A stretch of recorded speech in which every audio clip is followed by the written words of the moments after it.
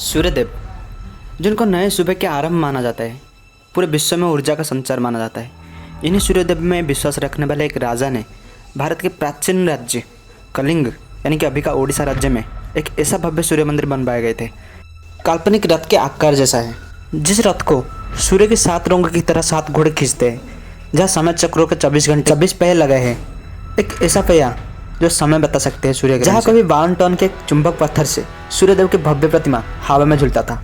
और इस विशाल चुंबक को कौन और किस लिए ले गया, इस भव्य मंदिर को कैसे बनवाया गया था, इसकी पूरा जानकारी देंगे वीडियो में। दोस्तों, भारत जो पूरी दुनिया में विश्व गुरु के नाम जाना जाता है, इसी देश में ओडिशा एक राज्य है जिसे पुरातन काल में कलिंग के नाम जानते हैं। ओडिशा राज्य के पुरी शहर से लगभग 23 मील दूर चंद्रभागा के तट पर स्थित है। जिस भव्य स्थान को आज हम जानते हैं कोणार्क के नाम से, इस मंदिर को पूरी तरीके से सूर्यदेव के लिए समर्पित किया गया। जब सुबह में सूर्य उदय होता है तो मंदिर में ये नज़ारा बहुत खूबसूरत और आकर्षणीय होता है।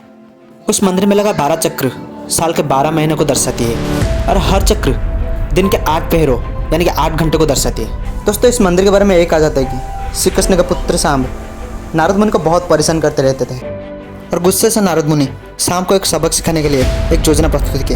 नारद मुनि ने सांब की सुंदर शरीर की तारीफ करते हुए उन्हें गोपियों के साथ जल क्रीड़ा करने के लिए उकसाते हैं। वही दूसरी तरफ जाकर श्री कृष्ण को कह दिया, सांब अपने माँ समान गोपियों के साथ नदी में जल क्रीड़ा कर रहा है। ये बात सुन के भगवान श्री कृष्ण अत्यंत क्रोधित हो गए और तुरंत वो अपने चक्र निकाले और अत्यंत क्रोधित हो गए और अपने बेटे सांब को श्राप देते हुए ये कहे कि जिस सुंदर शरीर के लिए तुम्हारा इतना गुरूर है और इतना घमंड है, वो सुंदरता अभी खत्म हो जाएगा। और दोस्तों, क्या होने वाला था? आखिर में सांब को कुष्ठ रोग हो जाता है। सांब वापस महल लौटाते हैं और जब माता जम्बूवती को ये पता चलता है कि उनके पति श्री कृष्ण की वजह से सांब की ऐसा दुर्दशा हुई है, तो इसके बाद अचानक से सभी रानियाँ क्रोधित हो जाती है। और दोस्तों, इस सब के बाद आखिर में नारद जी को बुलाया जाता है। नारद जी ने रोग निवारण का उपाय बाहर किया और एक है कि सूर्यदेव की पहली किरण उत्तरी देश के एक कोने में पड़ता है जो कोणार्क के नाम से जाना जाता है। नारद मुनि ने सलाह देते हुए एक है कि शाम को अभी जाके सूर्यदेव की आराधना करनी होगी, तभी जाके शाम को इस रोग से मुक्ति मिल पाएगा। और दोस्तों, शाम निकल पड़ते हैं। बहुत ही कठिन और लंबे रास्ता के पार होने के बाद वो कोणार्क के चंद्रभागा नदी के तट पर पहुंच जाते हैं। वो अन्न जल सब कुछ त्याग कर देते हैं। इस सब के बाद सूर्यदेव प्रसन्न होकर शाम के सामने प्रकट हो जाते हैं। शाम को रोग मुक्त होने का वरदान देते हैं। जब सूर्यदेव के वरदान के बाद शाम नदी से बाहर आते हैं तो एकदम रोग मुक्त हो जाते हैं और उनके हाथों में एक छोटा सा पत्थर होता है।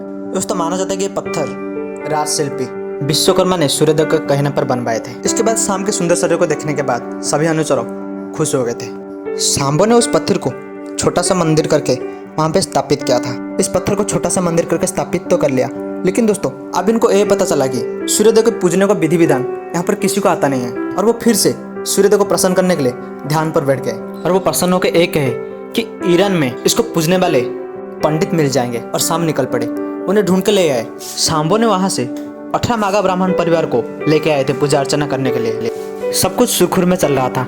लेकिन दोस्तों, जब राजा नरसिंहदेव को ये पता चला कि इस मंदिर का पहला दिवस 12 साल के लड़के ने बनाया है, तो वहाँ पूजा अर्चना बंद कर दिए। और पूजा अर्चना बंद होने के बाद वहाँ पर चारों ओर जंगल छा गया। और बहुत साल के बाद अंग्रेज शासन के काल में इस मंदिर को पुनर्बार अंग्रेजों के द्वारा पुनः स्थापित किया गया था। और दोस्तों, आप सब सुन के हैरान रह जाओगे कि आप जिस अभी मंदिर को देख रहे हो वो 3 भागों में से एक भाग है, यानी कि पूरा नहीं है। कोणार्क के बारे में एक कहा जाता है कि आज भी वहाँ पे नर्तकी की आत्मा आती है। ये नर्तकी जो उस जमाने में राजा के दरबारों में नृत्य करते थे। ये भी कहा जाता है कि यहाँ पर एक 52 टन की चुंबक लगाया गया था, जिसके वजह से सूर्यदेव की प्रतिमा हवा में टहलती थी। और इस चुंबक के बारे में ये कहा जाता है कि इसको विदेशी आक्रमणकारी ने ले गए थे।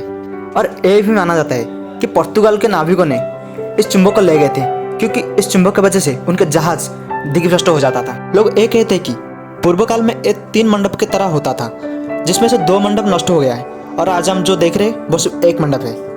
और कुछ लोग ये भी मानते हैं कि जो 2 मंडप नष्ट हुआ वो कभी पूरा बना ही नहीं था, यानी कि तीनों मंदिर पूरा बना नहीं था, वो पूरे अधूरे थे। 16वीं शताब्दी में जब इस मंदिर से मूर्ति हटवा दी गई, तब से यहाँ पूजा बंद है। दोस्तों, मंदिर के सभी द्वार 118 साल से बंद है और आज तक इन्हें नहीं खुलवाया गया। हालांकि इस मंदिर को बंद करने की कुछ वजह थी। 19वीं शताब्दी के आखिर में जो आखिरी मंडप बचा था वो कमजोर पड़ गया था और गिरने के कगार पर था। इसलिए उस समय साल 1903 में उस समय के गवर्नर जॉन वुडबर्न ने इसे बंद करने के लिए इसके अंदर रेत भर दिए थे। और अब तक इस मंदिर को खोलने के लिए बहुत बार बैठक बैठाया गया है, लेकिन भिन्न भिन्न कारण की वजह से इस बात को टल दिया गया है। खैर, इस मंदिर को बंद करने की क्या वजह थी, ये खोलने के बाद ही पता चलेगा। और तब तक के लिए दोस्तों, अगर वीडियो थोड़ा सा इंफॉर्मेटिव लगा है तो वीडियो को लाइक करके चैनल को सब्सक्राइब कीजिए और ऐसे ही और इंटरेस्टिंग वीडियोज़ के लिए नीचे कमेंट में बताइए।